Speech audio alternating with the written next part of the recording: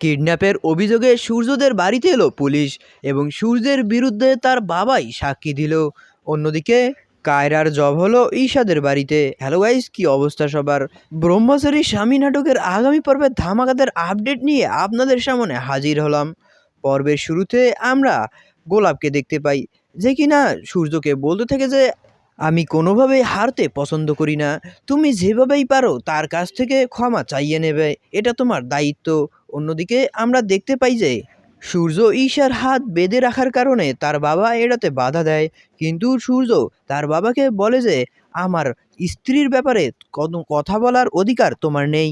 এই কথা বলে সে ঈশাকে টানতে টানতে বাড়িতে নিয়ে যায়। অন্যদিকে আমরা সূর্যর তাইমাকে দেখতে পাই, যে কিনা বেডে শুয়েছিল। ঠিক সে সময় সবাই মিলে সিদ্ধান্ত নেয় যে সবাই চলে গেলেও সূর্যের বাবা সূর্যের তাইমার দেখাশোনা করবে। অন্যদিকে আমরা ঈশাকে দেখতে পাই, যাকে কিনা জোর করে টেনে সূর্য বাড়িতে নিয়ে আসে এবং ঈশাও কম যায় না, সেও সূর্যকে হাতের কাছে যেটা পাচ্ছিল সেটা দিয়ে মারার চেষ্টা করছিল। অন্যদিকে সূর্য কোনো রকমে তাকে বেঁধে রাখার চেষ্টা করে। ঈশা সূর্যকে একটা পানির বোতল দিয়ে ঢিল মারলে সেটি গিয়ে সূর্যর ভাবির মাথায় লাগে, যার কারণে সে সেখানেই অজ্ঞান হয়ে যায়।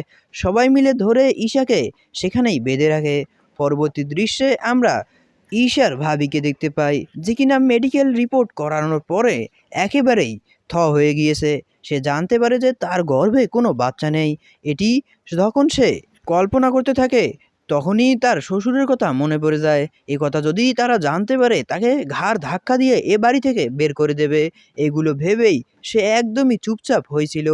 অন্যদিকে আমরা সূর্যর ভাবিকে দেখতে পাই, যে কিনা একাই সব রান্নাবান্নার কাজ করছিল। সে সবাইকে ডাকলেও কেউ তার কাজে সাহায্য করার জন্য থাকে না। পরবর্তী দৃশ্যে আমরা ঈশাকে দেখতে পাই, যে ঈশা সূর্যকে বলতে থাকে যে আমার অনেক খিদা পেয়েছে।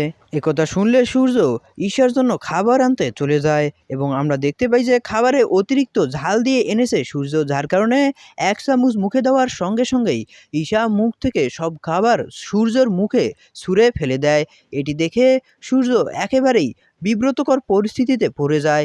ঈশা বলতে থাকে যে সরি, তুমি ইচ্ছা করেও আমার খাবারে এতটা ঝাল দিয়ে এনেছো, যার কারণে এমনটা হয়েছে, এখানে আমার কোনো দোষ নেই।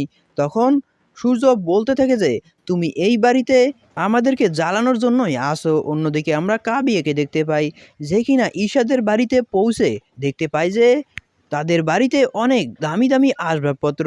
তখন ঈশা মনে মনে ভাবতে থাকে যে এটা বাড়ি নাকি রাজমহল।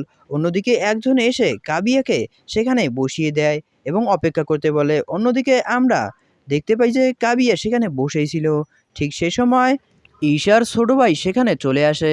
অন্যদিকে পিছনে একজন পরিষ্কার করতে থাকা লোক পড়ে যাওয়ায় ঈশা হাসতে থাকে, কিন্তু আমরা দেখতে পাই যে ঈশার ছোট ভাই এই বিষয়টি কি নিজের এমন অবস্থা দেখে কাবিয়া হয়তো হাসছে এটাই মনে করে। অন্যদিকে আমরা ঈশাকে দেখতে পাই, যে কিনা কৌশলে সূর্যর কাছ থেকে তার ফোনটি নিয়ে নিয়েছিল, যেটা সূর্য একদমই টেরও পায়নি। সূর্য সেখান থেকে চলে যাওয়ার পরপরই তাকে তার বন্ধু বারবার ফোন দিতে থাকে।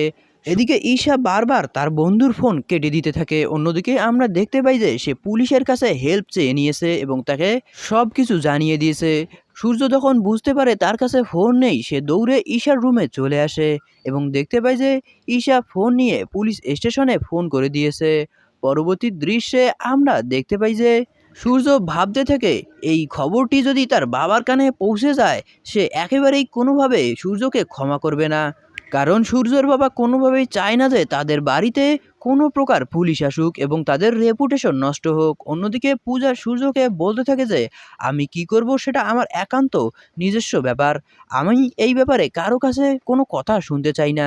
এ কথা শুনে সূর্য বলে যে তুমি তোমার বাপের কাছে ক্ষমা চেয়ে নিজেদের বাড়িতে চলে যাও, আমাদেরকে এভাবে আর জ্বালিও না। পরবর্তী দৃশ্যে আমরা দেখতে পাই যে সূর্যদের বাড়িতে পুলিশ এসেছে এবং পুরো মহল্লার লোক একসঙ্গে হয়েছে, সবাই সূর্যের ব্যাপারে কথা বলতে থাকে। পুলিশ এসেই সূর্যকে সেখানে দেখতে পেয়ে বলতে থাকে যে তাহলে এই ব্যাপার, হয়তো এই কোনো অঘটন ঘটিয়েছে।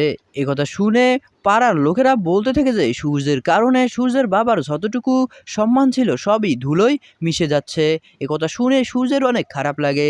ঠিক পেছন থেকে আমরা দেখতে পাই যে সূর্যের বাবা পুলিশকে বলতে থাকে যে আমি জানি কে কিডন্যাপ করেছে, তো দর্শক এই ছিল আজকের পরবর্তী পর্বটি দেখতে হলে এখনই আমাদের চ্যানেলকে সাবস্ক্রাইব করুন। এতক্ষণ আমাদের সাথে থাকার জন্য অসংখ্য ধন্যবাদ। আর আপনারা কে কোথা থেকে ভিডিওটি দেখছেন তা অবশ্যই কমেন্ট করে জানাতে ভুলবেন না।